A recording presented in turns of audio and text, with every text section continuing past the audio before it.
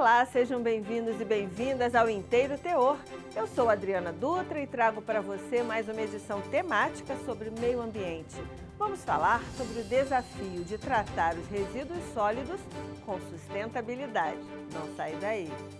Justiça Federal determina a paralisação das atividades de aterro para preservar meio ambiente e saúde da população. No Item Entrevista, especialista fala sobre o risco de contaminação dos recursos naturais pelos aterros sanitários.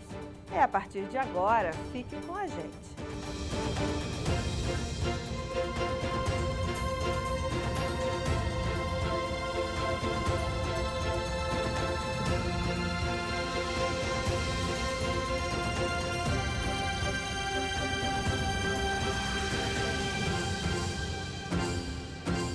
A Justiça Federal determinou que um aterro sanitário paralise as atividades de recebimento de resíduos sólidos e rejeitos. O funcionamento do aterro no entorno do Distrito Federal e próximo da área de preservação ambiental do Rio Descoberto, que abastece a capital federal, estaria contaminando os recursos hídricos. Acompanhe com Ana Paula Souza o que alega a empresa.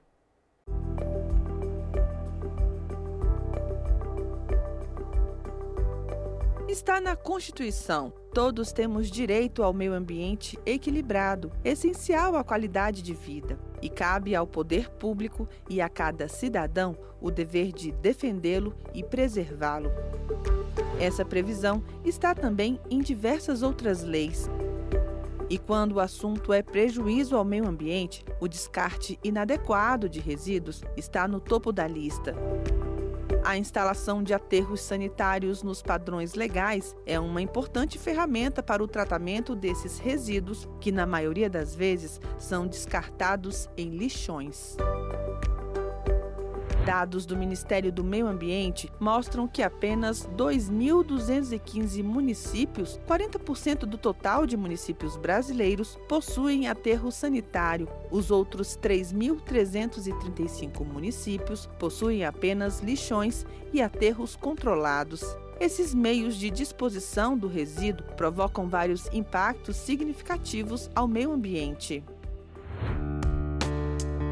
O aterro sanitário é um local de disposição final de resíduos domésticos, comerciais, da indústria, de construção e também dos rejeitos retirados do esgoto. Por trabalhar com matéria orgânica em decomposição, o funcionamento de um aterro pode causar impactos ao meio ambiente, pois desse processo resultam o chorume e o biogás, substâncias com cheiro forte e desagradável e alta capacidade de poluição do solo, águas subterrâneas e rios.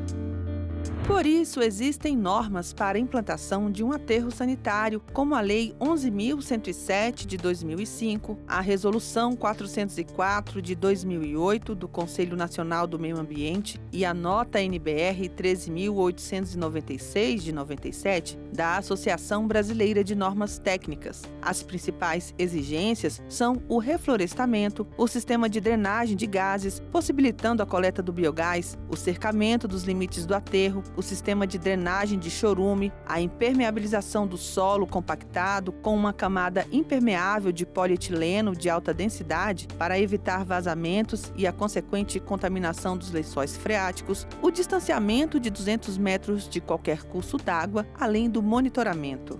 Eu posso fazer uma impermeabilização, implantar todos os sistemas de controle ambiental, mas na hora da operação é uma operação muito... Cada dia você tem um problema diferente, você tem um acúmulo de chuvas, ou você tem uma época de estiagem, tudo isso influencia na dinâmica do aterro sanitário. Então, a operação e o monitoramento ambiental contínuo são fundamentais para avaliar se aquele aterro sanitário está causando algum problema ambiental, de saúde ou até social naquele local ou no seu entorno, muito mais do que a fase de licenciamento. E foi com foco na preservação do meio ambiente que a Justiça Federal atendeu ao pedido dos Ministérios Públicos Federal e de Goiás para paralisar as atividades do aterro sanitário Ouro Verde, no território goiano. está em jogo o risco de contaminação da área de preservação ambiental do Rio Descoberto, que fica na divisa do Distrito Federal, na cidade de Braslândia, e o estado de Goiás, no município de Padre Bernardo. Além disso, há o receio da poluição de córregos e nascentes nas proximidades. O aterro funciona com permissão da Secretaria de Meio Ambiente do Estado, mas para o Ministério Público, por estar próximo de uma área de proteção federal, o Instituto Chico Mendes de Conservação da Biodiversidade, o ICMBio, é que deveria ter licenciado o empreendimento. O órgão também aponta indícios de escoamento de chorume com possível contaminação do lençol freático. De acordo com o representante da empresa, essas alegações não condizem com a realidade e o ICMBio não se opôs ao funcionamento do aterro. O aterro, antes mesmo de ser instalado, fez todo um estudo para fazer o levantamento dos possíveis impactos que a atividade poderia trazer e, com isso, adotou as medidas que são necessárias, previstas, inclusive nas normas técnicas brasileiras, né? Toda a área do aterro ela é impermeabilizada. Nós temos 4 postos de monitoramento, onde a gente faz avaliação da água subterrânea para verificar se está ocorrendo algum tipo de contaminação. Fazemos também as análises da montante e jusante do córrego superficial e fazemos também o monitoramento da estabilidade dos taludes. Contudo, para o Ministério Público, o funcionamento do aterro sanitário Ouro Verde apresenta risco de impactos nos recursos hídricos da área de proteção ambiental da Bacia do Descoberto. Por isso, o órgão entrou com ação na Justiça, pedindo a paralisação das atividades e a elaboração de plano de recuperação ambiental e conseguiu uma decisão liminar favorável no primeiro grau. A empresa recorreu ao TRF1 contestando a liminar. No agravo analisado pelo TRF1, o entendimento foi de manter a paralisação das atividades para conter o risco de contaminação dos recursos hídricos próximos ao aterro. No recurso analisado pelo desembargador federal Newton Pereira Ramos Neto, a empresa Ouro Verde alegou que, segundo a informação técnica número 13 de 2021 do ICMBio, o empreendimento não está localizado na bacia hidrográfica do Rio Descoberto. Argumentou ainda que o aterro Ouro Verde é o ponto de destinação mais adequado ao tratamento dos resíduos sólidos de toda a área de proteção ambiental e que vem despendendo esforços para a minimização dos impactos ambientais. A empresa também destaca que a área da APA foi ampliada de 39.100 para 41.064 hectares após a instalação do aterro, e essa questão exige a revisão do plano de manejo da APA do Descoberto. Mas na análise do desembargador federal Newton Pereira Ramos, o magistrado constatou que o plano de manejo da APA proíbe expressamente aterro sanitário em seu interior e no processo não ficou claro que esse plano está desatualizado ou que necessite de revisão. Todas as unidades de conservação têm um plano de manejo. O plano de manejo é o manual da unidade de conservação. Então a APA ela tem um manual. Ele diz o que pode e o que não pode ter dentro dessa unidade de conservação. Então, o plano de manejo da APA, ela tem dentro desse documento um zoneamento, ou seja, um mapa dizendo quais são as zonas de atividade sustentável, tais como extração, zonas de conservação, onde você não pode ter nenhum tipo de atividade.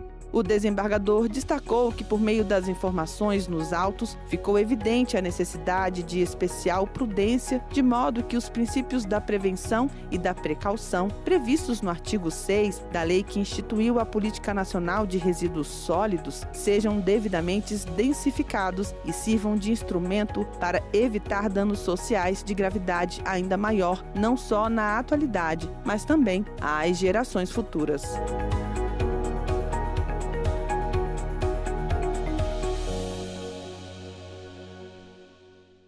Ana Paula aprofundou a questão do perigo da contaminação dos recursos naturais pelos aterros sanitários em uma entrevista com Gabriel Fonte.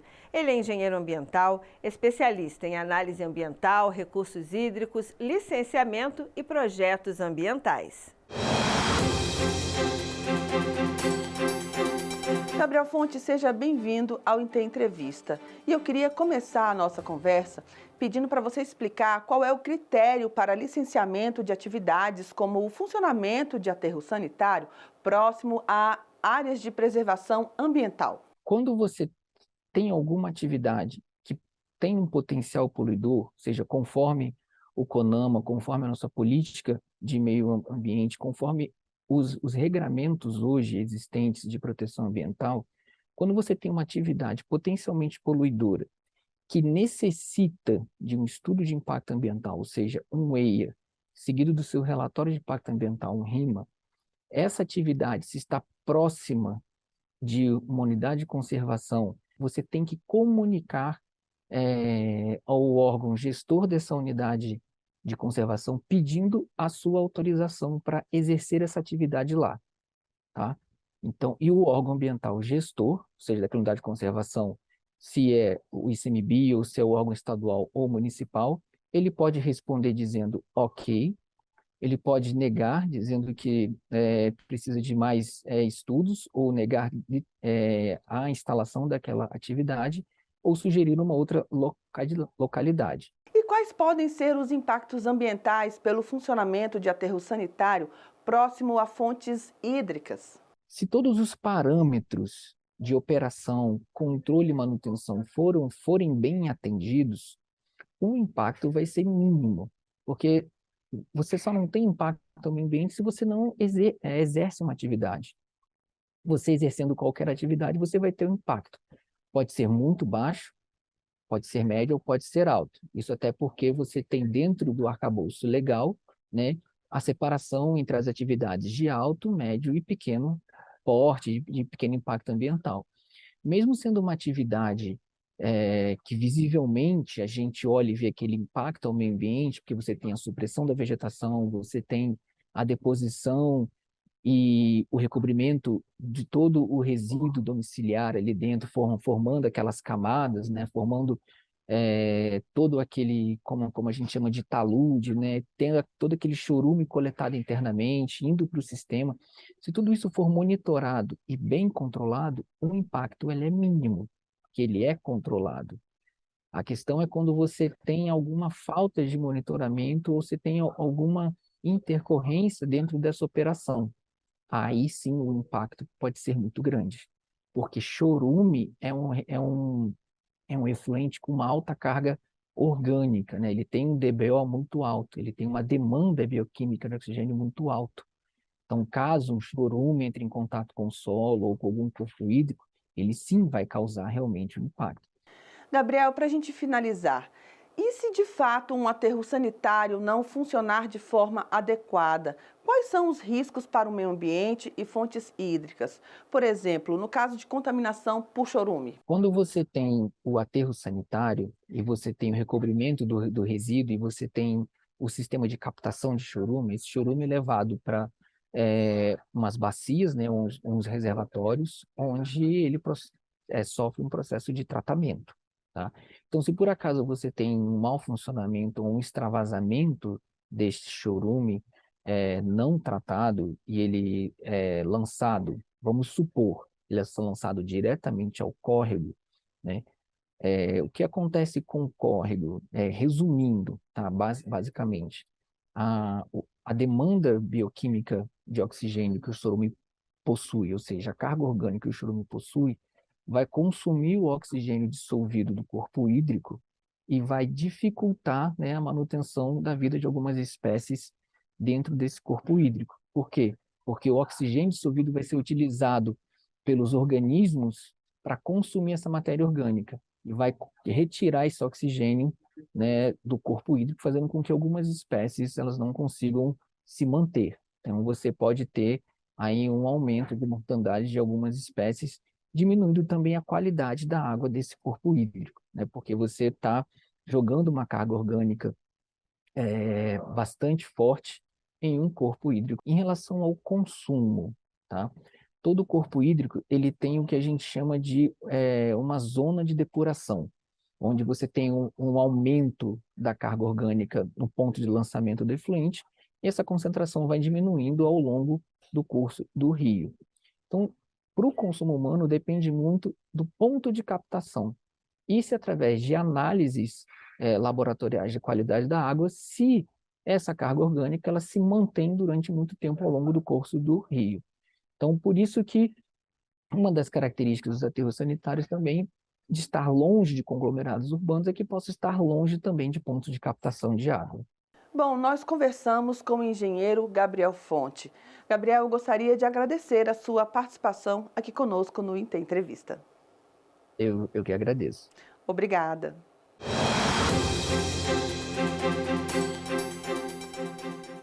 A gente termina por aqui, mas temos um encontro marcado na próxima semana. Continue acompanhando as novidades da primeira região no nosso portal e nas redes sociais, Facebook, YouTube e Instagram. Eu te espero. Tchau!